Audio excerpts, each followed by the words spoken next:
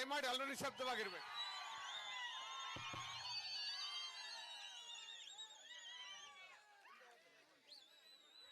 ಎಲ್ಲ ನನ್ನ ಆತ್ಮೀಯ ಪಾವಗಡ ವಿಧಾನಸಭಾ ಕ್ಷೇತ್ರದ ಜನತಾದಳ ಪಕ್ಷದ ಪ್ರಮುಖ ಮುಖಂಡರೇ, ಪಕ್ಷದ ನಿಷ್ಠಾವಂತ ಕಾರ್ಯಕರ್ತ ಬಂಧುಗಳೇ, ಜೊತೆಯಲ್ಲಿ ಈಗ ತಾನೇ ನಿಮ್ಮನ್ನ ಪ್ರಾಸ್ತಾವಿಕವಾಗಿ ಉದ್ದೇಶಿಸಿ ಮಾತನಾಡಿರ್ತಕ್ಕಂಥ ಪಾವಗಡ ತಾಲೂಕಿನ ಮಾಜಿ ಶಾಸಕರು ತಿಮ್ಮರಾಯಪ್ಪನವರು ಸಾಕಷ್ಟು ವಿಷಯವಾಗಿ ನಿಮಗೆ ಸುದೀರ್ಘವಾಗಿ ಸನ್ಮಾನ್ಯ ಕುಮಾರಣ್ಣ ಅವರ ಕಾಲಘಟ್ಟದಲ್ಲಿ ಯಾವ ರೀತಿ ಕ್ಷೇತ್ರದಲ್ಲಿ ಅಭಿವೃದ್ಧಿ ಒಂದು ವೇಗವನ್ನ ಪಡೆದುಕೊಂಡಿತ್ತು ಅಂತಕ್ಕಂಥದ್ರ ಬಗ್ಗೆ ಬಹಳ ಮುಕ್ತವಾಗಿ ಚರ್ಚೆಯನ್ನ ಮಾಡಿದ್ದಾರೆ. ಇವತ್ತಿನ ಈ ಒಂದು ಜನರೊಂದಿಗೆ ಜನತಾದಳ ಸಭೆಯಲ್ಲಿ ತಾವೆಲ್ಲರೂ ಬಹುಶಃ ಮಧ್ಯಾಹ್ನ 1-1:30 ಗಂಟೆಗೆ ಸೇರಿದ್ದೀರಾ ಅಂತಕ್ಕಂಥದ್ದನ್ನ ತಿಮ್ಮರಾಯಪ್ಪನವರು ತಿಳಿಸ್ತಾ ಇದ್ರು. ದಯಮಾಡಿ ತಮ್ಮೆಲ್ಲರಲ್ಲೂ ಕ್ಷಮೆಯನ್ನು ಯಾಚಿಸ್ತೇನೆ. ಪ್ರಥಮವಾಗಿ ಮೊದಲು ಚಿಕ್ಕನಾಯಕನಹಳ್ಳಿಯಿಂದ ಪಾವಗಡ ಇರಲಿಲ್ಲ. ನಾನು ಪಾವಗಡ ಇನ್ನೊಂದು 2 ದಿನದ ನಂತರ ಬರೋಣ ಅಂತ ಅನ್ಕೊಂಡಿದ್ದೆ. ಅದಕ್ಕೆ ಕಾರಣ ಚಿಕ್ಕನಾಯಕನಹಳ್ಳಿಯಿಂದ ಪಾವಗಡ ಹತ್ತತ್ರ 94 ಕಿಲೋಮೀಟರ್ ಗಾಡಿಯಲ್ಲಿ ಬರಬೇಕಾಗಿದೆ. ನಿಮಗೂ ಗೊತ್ತಿದೆ, ಹತ್ತತ್ರ 1.25 ಗಂಟೆಯಷ್ಟು ಸಮಯಾವಕಾಶ ಬೇಕಾಗ್ತದೆ. ಆದರೆ ಇವತ್ತು ಬೆಳಗ್ಗೆ ಚಿಕ್ಕನಾಯಕನಹಳ್ಳಿಗೆ ಹೋದಾಗ ಅಲ್ಲೂ ದೊಡ್ಡ ಮಟ್ಟದಲ್ಲಿ ಇದೇ ರೀತಿ ಸಭೆಯನ್ನು ಆಯೋಜನೆ ಮಾಡ್ಕೊಂಡಿದ್ರು. ಆದರೆ ವರ್ಣನ ಆರ್ಭಟ, ಮಳೆ ಬಹಳ ದೊಡ್ಡ ಮಟ್ಟದಲ್ಲಿ ಬಂದಿದ್ದರಿಂದ ಒಂದು ಸ್ವಲ್ಪ ಸಭೆ ಮುಗಿಸ್ಲಿಕ್ಕೆ ತಡ ಆಯಿತು. ಇವತ್ತು ಪಾವಗಡಕ್ಕೆ ವಿಶೇಷವಾಗಿ ನಮ್ಮ ಪಕ್ಷದ ಮುಖಂಡರು ಕಾರ್ಯಕರ್ತರನ್ನ ಹತ್ತಿರದಿಂದ ಸಂಪರ್ಕ ಮಾಡ್ತಕ್ಕಂಥದ್ದಕ್ಕೆ, ನಿಮ್ಮ ಜೊತೆಯಲ್ಲಿ ನಿರಂತರವಾದಂಥ ಒಂದು ಬಾಂಧವ್ಯ, ಒಂದು ಸಂಬಂಧವನ್ನ ಹೊಂದತಕ್ಕಂಥದ್ದಕ್ಕೆ ಇವತ್ತು ನನಗೆ ಈ ಒಂದು ಉತ್ತಮವಾದಂಥ ಒಂದು ವೇದಿಕೆ. ಬಹುಶಃ ನಾನು ಇಷ್ಟು ದೊಡ್ಡ ಸಂಖ್ಯೆಯಲ್ಲಿ ಮಧ್ಯಾಹ್ನ 12 ಗಂಟೆಗೆ ಬಂದವರು ಈಗ ಸಂಜೆ 5:15 ಗಂಟೆ ಆಗ್ತಾ ಬಂದಿದೆ. ಆದರೂ ತಾವು ಸರಿಸುಮಾರು 5 ಗಂಟೆಗೂ ಹೆಚ್ಚು ಕಾಲ ಇಷ್ಟು ತಾಳ್ಮೆಯಿಂದ ಕೂತಿದ್ದೀರಾ ಅಂತಕ್ಕಂಥದ್ದಾದ್ರೆ ಬಹುಶಃ ಜನತಾದಳ ಪಕ್ಷದ ಮೇಲೆ, ಪಕ್ಷದ ವರಿಷ್ಠರು ಮಾಜಿ ಪ್ರಧಾನಮಂತ್ರಿಗಳಾಗಿರ್ತಕ್ಕಂಥ ಸನ್ಮಾನ್ಯ ದೇವೇಗೌಡರು ಸಾಹೇಬ್ರ ಮೇಲೆ, ನಮ್ಮ ನಿಮ್ಮೆಲ್ಲರ ನೆಚ್ಚಿನ ನಾಯಕರು, ಕರ್ನಾಟಕ ರಾಜ್ಯ ಕಂಡ ಅಪರೂಪ ಹೃದಯವಂತಿಕೆ ವೈಶಾಲ್ಯತೆಯನ್ನು ಇಟ್ಕೊಂಡು ಸಾರ್ವಜನಿಕ ಬದುಕಿನಲ್ಲಿ 2 ಬಾರಿ ನಿಮ್ಮಂತವರ ತಂದೆ ತಾಯಂದ್ರ ಒಂದು ಆಶೀರ್ವಾದದಿಂದ ರಾಜ್ಯದ ಮುಖ್ಯಮಂತ್ರಿಗಳಾಗಿ, ಈಗ ಹಾಲಿ ಕೇಂದ್ರದ ಸಚಿವರಾಗಿ ಕೆಲಸ ಮಾಡ್ತಾ ಇರ್ತಕ್ಕಂಥ ಸನ್ಮಾನ್ಯ ಕುಮಾರಣ್ಣ ಅವ್ರ ಮೇಲೆ ನಿಮ್ಗೆ ಇರ್ತಕ್ಕಂಥ ಪ್ರೀತಿ, ವಿಶ್ವಾಸ, ಅಭಿಮಾನ, ಗೌರವ, ಬಹುಶಃ ನಿಮ್ಮನ್ನ ಇಲ್ಲಿವರೆಗೂ ಕೂಡ 5 ಗಂಟೆಗಳ ಕಾಲ ನಿಮ್ಮನ್ನ ಬಹಳ ಮುಖ್ಯವಾಗಿ ಇಲ್ಲಿ ಕೂರ್ಲಿಕ್ಕೆ ಕಾರಣ ಅದೇ ಅಂತಕ್ಕಂಥದ್ದು ನಾನು ಭಾವಿಸಿದ್ದೇನೆ. ಜೊತೆಯಲ್ಲಿ ಕೆಲವೊಂದಷ್ಟು ಜನ ಯುವ ಸಮುದಾಯದ ನನ್ನ ಅಣ್ಣ ತಮ್ಮಂದರು, ಬಹುತೇಕ ಇವತ್ತು ಇಲ್ಲಿರ್ತಕ್ಕಂಥವ್ರು ತಾವೆಲ್ಲರೂ ದೊಡ್ಡವರ ಸಮಕಾಲದಲ್ಲಿ ಈ ಪಕ್ಷವನ್ನ ಕಟ್ಟಿ ಕಷ್ಟ ಕಾಲದಲ್ಲಿ ಪಕ್ಷಕ್ಕೆ ಶಕ್ತಿಯನ್ನು ತಂದುಕೊಟ್ಟಿದ್ದೀರಿ. ಕುಮಾರಣ್ಣವ್ರಿಗೂ ಸಹಕಾರವನ್ನ ನೀಡಿದ್ದೀರಿ.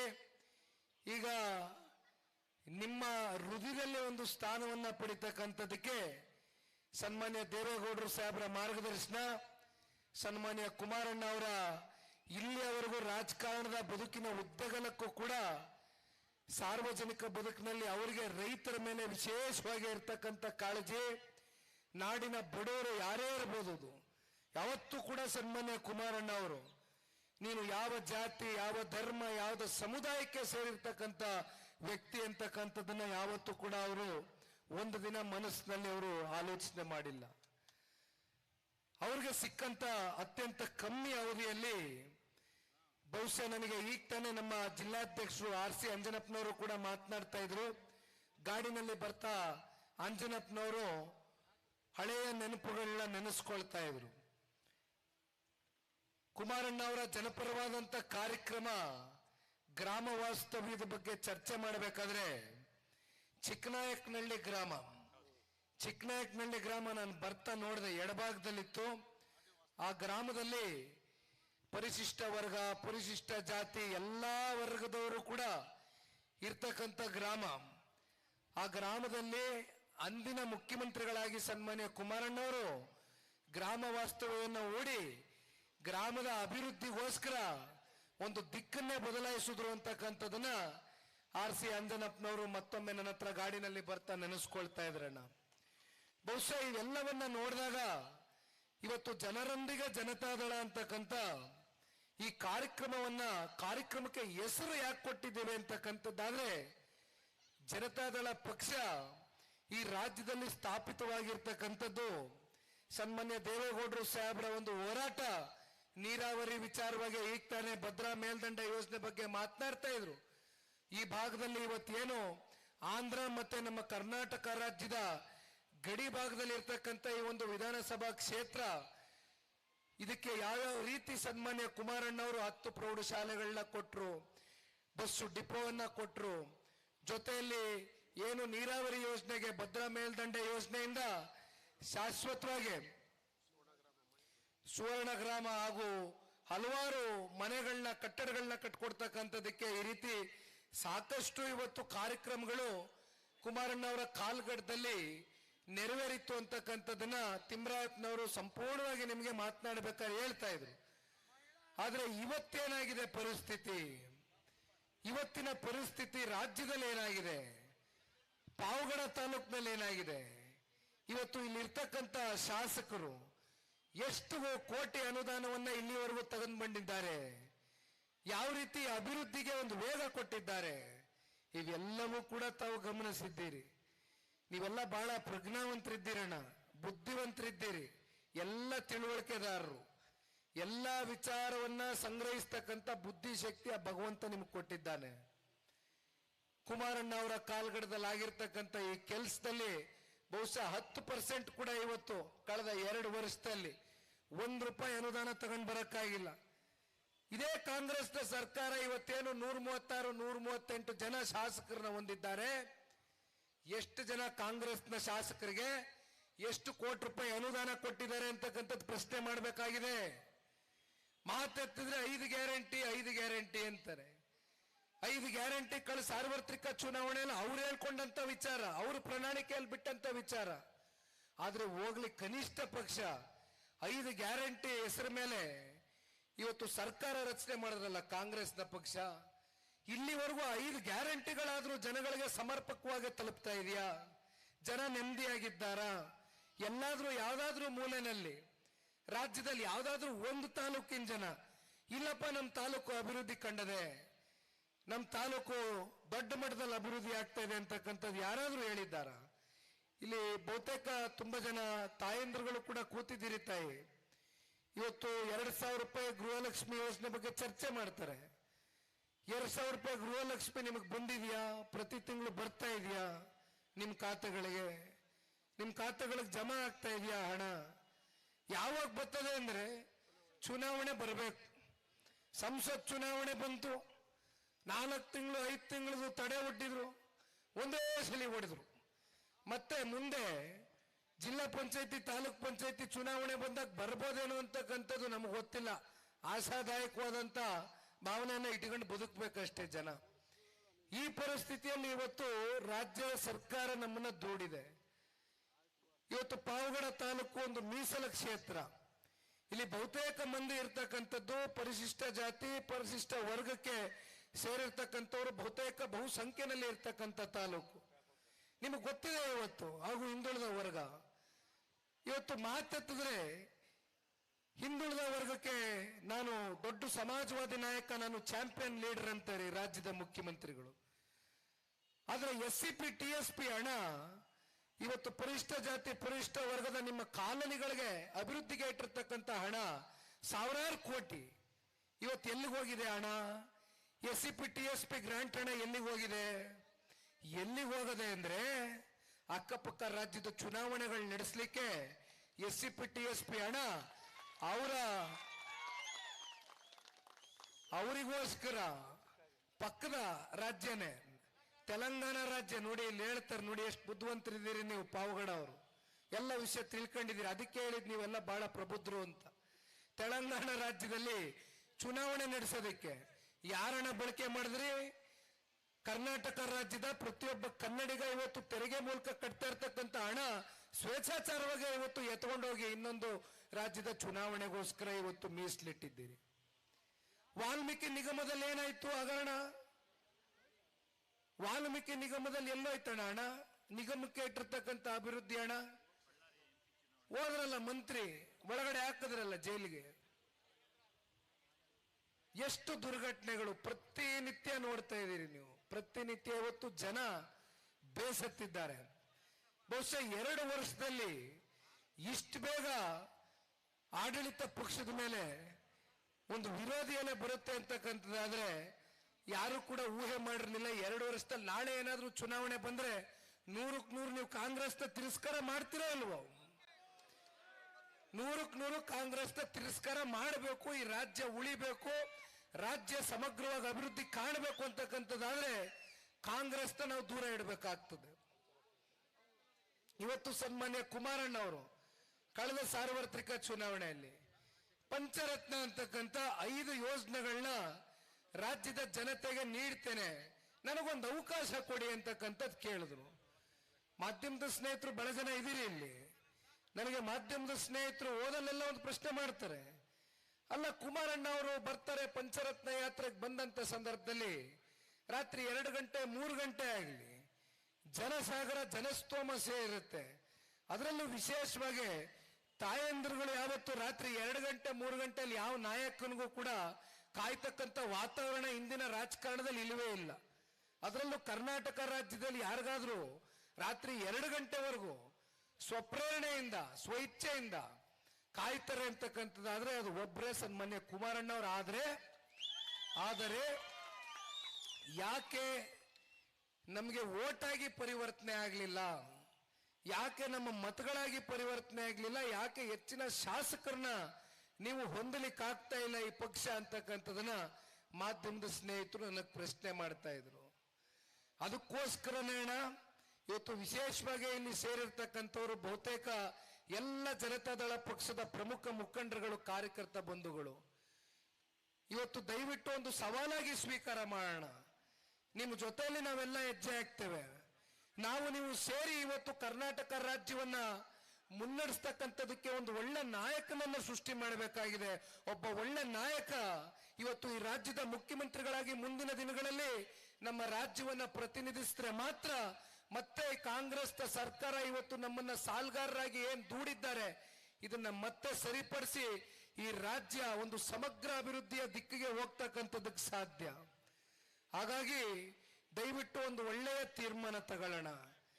ತಿಮ್ರಾಯಪ್ಪಣ್ಣ ಆರ್ಥಿಕವಾಗಿ ಹಿಂದುಳಿದಿರ್ಬೋದು, ಆರ್ಥಿಕವಾಗಿ ಅವ್ರ ಪರಿಸ್ಥಿತಿಗಳು ನಮಗ್ ಗೊತ್ತಿದೆ, ನಿಮಗ್ ಗೊತ್ತಿದೆ. ಆದ್ರೆ ಅವರಲ್ಲಿ ಇರ್ತಕ್ಕಂಥ ಕ್ಷೇತ್ರದ ಜನತೆಯ ಮೇಲೆ ಕಾಳಜಿ, ಒಂದು ಬದ್ಧತೆ, ಇಂಥ ಒಬ್ಬ ಜನಪ್ರತಿನಿಧಿನ ಆಯ್ಕೆ ಮಾಡಿ ದಯಮಾಡಿ. ಇವರು ಶಾಸಕರಾದ್ರೆ ಕುಮಾರಣ್ಣವ್ರಿಗೆ ಒಂದು ಶಕ್ತಿ. ಕುಮಾರಣ್ಣ ನಾಳೆ ಈ ರಾಜ್ಯದ ಮುಖ್ಯಮಂತ್ರಿಗಳಾಗಿ ತಿಮ್ರಾಯಪ್ಪಣ್ಣ ಅವರು ಶಾಸಕರಾದ್ರೆ ನಾನೇ ನಿಮ್ಮ ಜೊತೆಯಲ್ಲಿ ನಿಂತ್ಕೊಳ್ತೇನೆ. 100ಕ್ಕೆ 100 ಪಾವಗಡ ತಾಲೂಕಿಗೆ ಇವತ್ತೇನು ಬಂದಿದ್ದೇನೆ, ನಿರಂತರವಾಗಿ ತಾಲೂಕಿನ ಜನತೆ ಜೊತೆ ನನ್ನ ಸಂಪರ್ಕವನ್ನು ಇಟ್ಕೊಳ್ತೇನೆ. ಇದು ಕೇವಲ ಒಂದಿನದ ಪ್ರವಾಸ ಅಲ್ಲ. ನನ್ನ ಪ್ರವಾಸ ಇವತ್ತೇನು ಪ್ರಾರಂಭ ಮಾಡಿದ್ದೇನೆ 58 ದಿನಗಳ ಕಾಲ. 58 ದಿನಗಳ ಕಾಲ ಇಡೀ ಜಿಲ್ಲೆಯಾದ್ಯಂತ, ಇಡೀ ರಾಜ್ಯ ಹಲವಾರು ಬಹುತೇಕ ತಾಲೂಕುಗಳಿಗೆ ಹೋಗ್ತಾ ಇದ್ದೇನೆ. ನಾನು ಹೋಗ್ತಾ ಇರ್ತಕ್ಕಂಥದ್ದು ಬಹು ಮುಖ್ಯವಾದಂತ ಕಾರಣ. ಒಂದು, ನಮ್ಮ ಪಕ್ಷದ ಮುಖಂಡರು ಕಾರ್ಯಕರ್ತರ ಜೊತೆಯಲ್ಲಿ ಇವತ್ತು ನಾನು ಇದ್ದೇನೆ ಅಂತಕ್ಕಂಥ ಒಂದು ಸ್ಪಷ್ಟ ಸಂದೇಶವನ್ನ ಕೊಡ್ತಕ್ಕಂಥದ್ದಷ್ಟೇ ಅಲ್ಲ, ತಾಲೂಕಿನಲ್ಲಿ ಯಾವ್ಯಾವ ತಾಲೂಕುಗಳಲ್ಲಿ ಯಾವ್ಯಾವ ಜಿಲ್ಲೆಗಳಲ್ಲಿ ಏನೇನು ಸಮಸ್ಯೆಗಳಿದೆ, ಜನ ಏನು ಸಮಸ್ಯೆಗಳನ್ನ ಪ್ರತಿನಿತ್ಯ ಎದುರು ನೋಡ್ತಾ ಇದ್ದಾರೆ, ಇದಕ್ಕೆ ನಾವು ತಕ್ಕ ಉತ್ತರವನ್ನ ಕಂಡಿಡ್ಕೊಳ್ಬೇಕಾಗ್ತದೆ. ಇವತ್ತು ನನಗೆ ನನ್ನ ರಾಜಕಾರಣದ ಮೊದಲನೆಯ ಈ ಒಂದು ಹೆಜ್ಜೆ ನನಗೂ ಕೂಡ ಒಂದು ಉತ್ತಮವಾದಂತ ಒಂದು ಅನುಭವ ಪಡ್ಕೊಳ್ಳಿಕ್ಕೆ ಇದು ಒಂದು ಒಳ್ಳೆಯ ವೇದಿಕೆ ಅಂತಕ್ಕಂಥದ್ದನ್ನ ನಾನು ಭಾವಿಸಿದ್ದೇನೆ. ಆ ನಿಟ್ಟಿನಲ್ಲಿ ಇವತ್ತು ನಾನು ಅನೇಕ ಹಳ್ಳಿಗಳಿಗೆ ಪ್ರವಾಸವನ್ನ ಮಾಡ್ತಾ ಇದ್ದೇನೆ. ನಾನೇನು ಸುಮ್ಮನೆ ಬಂದೆ ಇಲ್ಲಿ ಮಾತಾಡದೆ ಹೋದೆ ಅಂತಕ್ಕಂಥ ಪ್ರಶ್ನೆ ಇಲ್ಲ. ತಿಮ್ರಾಯಪ್ಪನಿಗೆ ಹೇಳಿದೆ ಇವತ್ತು ಊರಬ್ಬ ಇದೆ ಅಂತ ನಾನು ಹೇಳಿದ್ರು. ಬತ್ತಿರಣ ಯಾವ ಊರಬ್ಬ ಕರ್ಕೊಯ್ತೆ ಕರ್ಕೊಂಡು ನಡಿ, ನನ್ನ ಬತ್ತೀನಿ. ನಾನು ಇಲ್ಲಿ ಬರೀ ಬಂದು ಭಾಷಣ ಮಾಡೋದಕ್ಕೆ ಬಂದಿಲ್ಲ, ನಿಮ್ ಜೊತೆಯಲ್ಲಿ ಇರಬೇಕು. ಯಾವ ರೀತಿ ಸನ್ಮಾನ್ಯ ಕುಮಾರಣ್ಣ ಅವರು ದೇವೇಗೌಡರು ಸಾಹೇಬ್ರಿಗೆ ನಿಮ್ ಹೃದಯದಲ್ಲಿ ಒಂದು ಸ್ಥಾನ ಕೊಟ್ಟಿದ್ದೀರಿ, ಆ ಹೃದಯದಲ್ಲಿ ನಿಖಿಲ್ ಕುಮಾರ್ ಸ್ವಾಮಿನ ಒಂದು ಸ್ಥಾನ ಪಡಿತಕ್ಕಂಥದಕ್ಕೆ ಪ್ರಾಮಾಣಿಕವಾಗಿ ನಿಮ್ ಜೊತೆಯಲ್ಲಿ ಹೆಜ್ಜೆ ಆಗ್ತೇನೆ ಅಂತಕ್ಕಂಥದನ್ನ ತಿಳಿಸ್ಲಿಕ್ಕೆ ಬಯಸ್ತೇನೆ. ನೀವು ಬಹುತೇಕ ಎಲ್ಲ ಜಾತಿ ಸಮುದಾಯ ವರ್ಗ ಎಲ್ಲರೂ ಕೂಡ ಸೇರಿದ್ದೀರಿ. ವಿಶೇಷವಾಗಿ ಈಗ ತಾನೇ ಕೆಲವೊಂದಷ್ಟು ಜನ ಮುಸಲ್ಮಾನ್ ಸಮುದಾಯದ ಎಲ್ಲ ಹಿರಿಯಕರು ವೇದಿಕೆ ಮೇಲೆ ಬಂದಿದ್ರು. ಒಂದಣ ಇಷ್ಟೊಂದು ನೀವು ಹಾರ, ಇಷ್ಟೊಂದು ಹೂಗುಚ್ಚ, ಇಷ್ಟೊಂದು ನೀವು ದುಡ್ಡು ಕಾಸು ಖರ್ಚು ಮಾಡ್ಕೊಂಡು ಬರ್ತಕ್ಕಂಥ ಅಗತ್ಯತೆ ಇಲ್ಲ. ನಿಮ್ಮ ಮನಸ್ಸಲ್ಲಿ ಪ್ರೀತಿ ಇಟ್ಕೊಳ್ರಿ, ನಮ್ಮ ಮೇಲೆ ವಿಶ್ವಾಸ ಇಡ್ರಿ, ನಿಮ್ಮ ವಿಶ್ವಾಸಕ್ಕೆ ತಕ್ಕನಂತೆ ಹೆಜ್ಜೆ ಹಾಕ್ತಿವಿ. ನಾನು ನೋಡ್ತಾ ಇದ್ದೆ ಇಷ್ಟಿಷ್ಟು ದೊಡ್ಡ ಹಾರ, ಅದ್ ಯಾಕೆ ಇಷ್ಟು ದುಡ್ಡು ಕಾಸು ಖರ್ಚು ಮಾಡ್ಕೊಂಡು ತಗೊಂಬತ್ತೀರಣ? ಇದು ಯಾವತ್ತು ತಗೋಬರ್ಬೇಕು ಅಂದ್ರೆ ನಮ್ಮ ಹೋರಾಟ ಜನತಾದಳ ಪಕ್ಷ ಒಂದು ಪ್ರಾದೇಶಿಕ ನೆಲೆಗಟ್ಟನ್ನು ಹೊಂದಿರತಕ್ಕಂಥ ಈ ಪ್ರಾದೇಶಿಕ ಪಕ್ಷ ದಡ ಮುಟ್ಟವರೆಗೂ ನಮ್ಮ ಹೋರಾಟ ಏನಿದೆ, ದಡ ಮುಟ್ಟಿ ಸನ್ಮಾನ್ಯ ಕುಮಾರಣ್ಣ ಅವ್ರನ್ನ ಮತ್ತೊಮ್ಮೆ ರಾಜ್ಯದ ಮುಖ್ಯಮಂತ್ರಿಗಳಾದ ನಂತರ ಈ ರೀತಿ ಹೂಗುಚ್ಛಗಳನ್ನ ತಗೊಬನ್ನಿ. ಆದ್ರೆ ಇವತ್ತು ನೀವು ತಗೊಬಂದಿರ್ತೀರಿ, ಪ್ರೀತಿಯಿಂದ ತಗೊಬಂದಿರ್ತೀರಿ, ನಾವು ಅದನ್ನ ಸ್ವೀಕಾರ ಮಾಡಲಿಲ್ಲ ಅಂದ್ರೆ ನಮ್ಮ ಮನಸ್ಸು ಒಪ್ಪೋದಿಲ್ಲ. ಅದಕ್ಕೋಸ್ಕರ ಸ್ವೀಕಾರ ಮಾಡಿದ್ದೀನಿ. ದಯವಿಟ್ಟು ಇದ್ರ ಮೇಲೆ ಹಣಕಾಸು ವ್ಯರ್ಥ ಮಾಡ್ಕೊಳ್ಬೇಡಿ.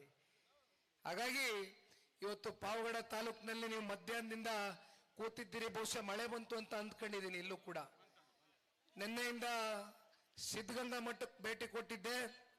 ಶ್ರೀ ಶ್ರೀ ಶ್ರೀ ಶಿವಕುಮಾರ್ ಸ್ವಾಮೀಜಿಯವರ ಗದ್ಗೆಗೆ ಹೋಗಿ ಪ್ರಾರ್ಥನೆಯನ್ನ ಸಲ್ಲಿಸಿ ಒಂದು ದಟ್ಟವಾದಂತ ಒಂದು ಹೆಜ್ಜೆಯನ್ನ ಇಟ್ಟಿದ್ದೇನೆ. ನಿಮ್ಮೆಲ್ಲರ ಸಹಕಾರ, ನಿಮ್ಮೆಲ್ಲರ ವಿಶ್ವಾಸ, ಅಭಿಮಾನ, ಪ್ರೀತಿ ಇದನ್ನ ಕೋರುತ್ತಾ ಇಡೀ ರಾಜ್ಯ ಪ್ರವಾಸವನ್ನ ಮಾಡ್ತಾ ಇದ್ದೇನೆ. ಅಂತಿಮವಾಗಿ ಇವತ್ತು ಇಲ್ಲಿ ಬಂದಿರತಕ್ಕಂಥ ಮೂಲ ಉದ್ದೇಶ ಮೆಂಬರ್ಶಿಪ್ ಡ್ರೈವ್. ಇವತ್ತು ಆಧುನಿಕತೆ ಬಹಳ ತಂತ್ರಜ್ಞಾನ ಮುಂದುವರೆದಿದೆ. ಎಲ್ಲರ ಕೈಯಲ್ಲೂ ಕೂಡ ಇವತ್ತು ಫೋನ್ ಇದೆ, ಎಲ್ಲರೂ ಕ್ಯಾಮ್ರಾಗಳು ಇಟ್ಕೊಂಡಿದ್ದೀರಿ, ಕ್ಯಾಮ್ರಾ ಓಪನ್ ಆಗದೆ. ನಮ್ಮ ಮಾಧ್ಯಮ ಸ್ನೇಹಿತರಿಗೂ ಧನ್ಯವಾದ ಅಣ್ಣ, ತಾವೆಲ್ಲರೂ ಬಂದು ಇಷ್ಟು ಪ್ರೀತಿಯಿಂದ ತಾಳ್ಮೆಯಿಂದ ಕೂತಿದ್ದೀರಿ ಇಷ್ಟೊತ್ತು, ನಿಮಗೂ ಕೂಡ ಧನ್ಯವಾದ. ನಿಮ್ಮ ಸಹಕಾರವೂ ಇರಲಿ ತಾಲೂಕಿನಲ್ಲಿ. ದಯಮಾಡಿ ಒಂದು ದೂರವಾಣಿ ಸಂಖ್ಯೆಯ ನಂಬರ್ನ ಹೇಳ್ತೇನೆ, ಇದನ್ನ ತಾವುಗಳೆಲ್ಲರೂ ಒಂದು ಮಿಸ್ಡ್ ಕಾಲ್ ಕೊಡುವ ಮೂಲಕ ಇವತ್ತು ಜನತಾದಳ ಪಕ್ಷಕ್ಕೆ ನೀವು ಒಬ್ಬ ಸಕ್ರಿಯ ಸದಸ್ಯತ್ವ ಆಗ್ತಕ್ಕಂಥದಕ್ಕೆ ಇವತ್ತು ತಾವೆಲ್ಲರೂ ಮುಂದಾಗಬೇಕು ಅಂತಕ್ಕಂಥದ್ದನ್ನ ಸಂದರ್ಭದಲ್ಲಿ ಹೇಳ್ತಾ 9964202028 ನಂಬರ್. ನಿಮ್ಮೆಲ್ಲರ ಸಹಕಾರ ಒಂದು ಮಿಸ್ಡ್ ಕಾಲ್ ಕೊಡುವ ಮೂಲಕ ಜನತಾದಳ ಪಕ್ಷದ ಪರವಾಗಿ ನೀವೆಲ್ಲರೂ ನಮ್ಮ ಜೊತೆಯಲ್ಲಿ ಬೆಂಬಲವಾಗಿದ್ದೀರಿ ಅಂತಕ್ಕಂಥದನ್ನ ತಾವೆಲ್ಲರೂ ನಿಲ್ಲಬೇಕು ಅಂತಕ್ಕಂಥದ್ನ ಹೇಳ್ತಾ, ಮತ್ತೆ ಮುಂದೆ ಗ್ರಾಮ ಪಂಚಾಯಿತಿ, ತಾಲೂಕ್ ಪಂಚಾಯಿತಿ, ಜಿಲ್ಲಾ ಪಂಚಾಯಿತಿ ಚುನಾವಣೆಗಳನ್ನ ನೀವೆಲ್ಲರೂ ಕಾದು ಕುಳಿತಿದ್ದೀರಿ. ಗ್ರಾಮ ಪಂಚಾಯಿತಿ ಚುನಾವಣೆ ಡಿಸೆಂಬರ್ ತಿಂಗಳಲ್ಲಿ ಬರ್ತಾ ಇದೆ. ಡಿಸೆಂಬರ್ ತಿಂಗಳಲ್ಲಿ ಬರ್ತಕ್ಕಂಥ ಗ್ರಾಮ ಪಂಚಾಯಿತಿ ಚುನಾವಣೆಯಲ್ಲಿ ಬಹುತೇಕ ಸಾಕಷ್ಟು ಜನ ಇವತ್ತು ತಾವೆಲ್ಲರೂ ಗ್ರಾಮ ಪಂಚಾಯಿತಿ ಚುನಾವಣೆಗಳಲ್ಲಿ ನಿಲ್ಲಬೇಕು ಅಂತಕ್ಕಂಥ ಅಪೇಕ್ಷೆಯನ್ನ ಇಟ್ಕೊಂಡಿರ್ತಕ್ಕಂಥ ಸಂಖ್ಯೆ ಜಾಸ್ತಿ ಇರ್ತೀರಿ. ಗ್ರಾಮ ಪಂಚಾಯಿತಿ ಅಂತಕ್ಕಂಥದ್ದು ಇವತ್ತು ರಾಜಕಾರಣದ ಒಂದು ಬೇರಿದ್ದಂಗೆ. ಪಂಚಾಯಿತಿ ಚುನಾವಣೆಯಲ್ಲಿ ಯಾರ್ಯಾರು ಗೆಲ್ತಾರೋ ಮುಖ್ಯಮಂತ್ರಿನ ಆರಿಸ್ತಕ್ಕಂಥ ಅಲ್ಲಿವರೆಗೂ ಕೂಡ ನಿಮಗೆ ಒಂದು ಆ ಸಾಮರ್ಥ್ಯ ಇರ್ತದೆ, ಆ ಶಕ್ತಿ ಇರ್ತದೆ. ದಯಮಾಡಿ ಹೆಚ್ಚಿನ ಸಂಖ್ಯೆಯಲ್ಲಿ ಯುವ ಸಮುದಾಯದ ನನ್ನ ಯುವಕ ಮಿತ್ರರು, ಹಿರಿಯಕರು, ವಿಶೇಷವಾಗಿ ಹೆಣ್ಣು ಮಕ್ಕಳು ಬರಬೇಕು. ತಾಯಿ, ಈ ಸಮಾಜವನ್ನ ಬದಲಾವಣೆ ಮಾಡಬೇಕು, ಬದಲಾವಣೆಯ ದಿಕ್ಕಿಗೆ ತಗೊಂಡು ಹೋಗ್ಬೇಕು ಅಂತಕ್ಕಂಥದ್ದಾದ್ರೆ ಬರೀ ಗಂಡು ಮಕ್ಕಳಿಂದ ಸಾಧ್ಯ ಅಲ್ಲ. ವಿಶೇಷವಾಗಿ ನಮ್ಮ ತಾಯಂದ್ರು ಕೂಡ ಗ್ರಾಮ ಪಂಚಾಯತಿ ಚುನಾವಣೆಗಳಲ್ಲಿ, ಜಿಲ್ಲಾ ಪಂಚಾಯತಿ, ತಾಲೂಕು ಪಂಚಾಯತಿ ಚುನಾವಣೆಗಳಲ್ಲಿ ನೀವು ಕೂಡ ನಿಂತು ಸ್ಪರ್ಧೆ ಮಾಡಿ ಈ ಸಮಾಜದ ಏಳಿಗೆಗೋಸ್ಕರ ತಾವು ಕೂಡ ನಿಂತ್ಕೋಬೇಕು ಅಂತಕ್ಕಂಥದ್ದು ಈ ಸಂದರ್ಭದಲ್ಲಿ ಒಬ್ಬ ಯುವಕನಾಗಿ ನಾನು ನಿಮಗೂ ಕೂಡ ಹೇಳಲಿಕ್ಕೆ ಇಷ್ಟಪಡ್ತೇನೆ. ಇಲ್ಲಿ ಸಾಕಷ್ಟು ಜನ ಹೆಣ್ಮಕ್ಳು ತಾಲೂಕಿನಲ್ಲಿ ಇದ್ದಾರೆ, ಬಹುತೇಕ ಜಿಲ್ಲೆಯಿಂದನೂ ಹೆಣ್ಮಕ್ಳುಗಳು ಬಂದಿದ್ದಾರೆ. ದಯವಿಟ್ಟು ಒಂದು ಹೆಣ್ಮಕ್ಳ ಒಂದು ತಂಡ ರಚನೆ ಮಾಡಿ. ಇವತ್ತು ಬೆಂಗಳೂರು ನಗರದಿಂದ ನಮ್ಮ ರಾಜ್ಯಾಧ್ಯಕ್ಷರು ಮಹಿಳಾ ಘಟಕ ರಶ್ಮಿ ರಾಮೇಗೌಡರಕ್ಕ ಅವರು ಬಂದಿದ್ದಾರೆ. ಅವ್ರಿಗೂ ನಾನು ಮಾತಾಡಿ ಇವತ್ತು ಇಡೀ ರಾಜ್ಯ ಹೆಣ್ಮಕ್ಳನ್ನ ನೀವು ಸಂಘಟನೆ ಮಾಡಬೇಕಾಗ್ತದೆ. ಯಾಕೆಂದ್ರೆ ಇವತ್ತು ನಮ್ಮ ರಾಜ್ಯದಲ್ಲಿ ಬಹುಸಂಖ್ಯಾತ ಹೆಚ್ಚಿನ ಸಂಖ್ಯೆಯಲ್ಲಿ ಇರ್ತಕ್ಕಂಥದ್ದು ಗಂಡು ಮಕ್ಕಳಿಗಿಂತ ಹೆಣ್ಣು ಮಕ್ಕಳು 1% ಜಾಸ್ತಿ ಅವ್ರೆ. ಗಂಡು ಮಕ್ಕಳು 49% ಇದ್ರೆ ಹೆಣ್ಣು ಮಕ್ಕಳು 51% ಅವ್ರೆ. ಹಾಗಾಗಿ ಇವತ್ತು ಹೆಣ್ಣು ಮಕ್ಕಳು ಮನಸ್ಸು ಮಾಡಿದ್ರೆ ಯಾವ ರಾಜಕೀಯ ಪಕ್ಷ ಬೇಕಾದ್ರೂ ಬೆಳೀತದೆ, ಯಾವ ರಾಜಕೀಯ ಪಕ್ಷದ ನಾಯಕನ ಬೇಕಾದ್ರೂ ಬೆಳೆಸ್ತಕ್ಕಂಥ ಒಂದು ಶಕ್ತಿ ಹೆಣ್ಣು ಮಕ್ಕಳಿಗಿದೆ. ಮನೆಯಲ್ಲಿ ಗಂಡನಿಂದ ಹಿಡಿದು ಮಕ್ಕಳಿಂದ ಹಿಡಿದು ತಂದೆ ತಾಯಿಯಿಂದ ಹಿಡಿದು ಎಲ್ಲರೂ ಹೆಣ್ಮಕ್ಳು ಮಾತು ಕೇಳಲೇಬೇಕು. ಯಾಕೆಂದ್ರೆ ಹೆಣ್ಮಕ್ಳು ಯಾವಾಗಲೂ ಸರಿಯಾದಂತ ಹೆಜ್ಜೆ ಇಡಿಸ್ತಾರೆ. ಹಂಗಾಗಿ ಅಲ್ವೇನಣ್ಣ, ಕರೆಕ್ಟ್ ಅಲ್ವಾ? ಎಲ್ಲರ ಮನೇಲೂ ಅದೇಯ. ಹಂಗಾಗಿ ಹೆಣ್ಮಕ್ಳಿಗೊಂದು ಗೌರವ ಕೊಡಬೇಕು. ಹೆಣ್ಮಕ್ಳನ್ನ ಸ್ವಲ್ಪ ಸಂಘಟನೆಗೆ ಪಕ್ಷದ ಪರವಾಗಿ ತಾವೆಲ್ಲರೂ ಒಂದು ಹೆಜ್ಜೆಯನ್ನ ಇಟ್ಟು ಅವ್ರನ್ನ ಪಕ್ಷಕ್ಕೆ ಕರೆತರ್ತಕ್ಕಂಥ ಪ್ರಾಮಾಣಿಕ ಕೆಲಸವನ್ನು ಮಾಡಬೇಕು ಅಂತ ಕೇಳ್ತಾ, ಯುವಕರು, ಯುವ ಸಮುದಾಯ ಎಲ್ಲ ನನ್ನ ಅಣ್ಣ ತಮ್ಮಂದ್ರು ಬಹಳ ಪ್ರೀತಿಯಿಂದ ಕೂಗಾಗ್ತಾ ಇದ್ರಣ್ಣ, ಖುಷಿ ಆಯ್ತು, ಬಹಳ ಸಂತೋಷ. ನೀವೆಲ್ಲ ನಮ್ಮ ಜೊತೆನಲ್ಲಿ ಹೆಜ್ಜೆ ಹಾಕಬೇಕು. ನೀವೆಲ್ಲ ಭವಿಷ್ಯದ ಪೀಳಿಗೆ ಭವಿಷ್ಯದ ರಾಜಕಾರಣವನ್ನ ಒಂದು ಹೊಸ ದಿಕ್ಕಿಗೆ ತಗೊಂಡು ಹೋಗ್ತಕ್ಕಂಥ ಎಲ್ಲ ಶಕ್ತಿ ಇವತ್ತು ಯುವಕರಲ್ಲಿದೆ. ಹಾಗಾಗಿ ನಾವು ನೀವೆಲ್ಲರೂ ಸೇರಿ ನಮ್ಮ ನಾಡನ್ನ ಕಟ್ತಕ್ಕಂಥ ಪ್ರಾಮಾಣಿಕ ಕೆಲಸವನ್ನ ಮಾಡೋಣ ಅಂತಕ್ಕಂಥದ್ದು ಹೇಳ್ತಾ, ಮತ್ತೆ ತುಂಬಾ ಜನ ವಿದ್ಯಾರ್ಥಿಗಳು ಬಂದಿದ್ದಾರೆ, ವಿದ್ಯಾರ್ಥಿನಿಯರು ಬಂದು ಫೋಟೋ ತಗೊಂಡು ಹೋದ್ರಿ.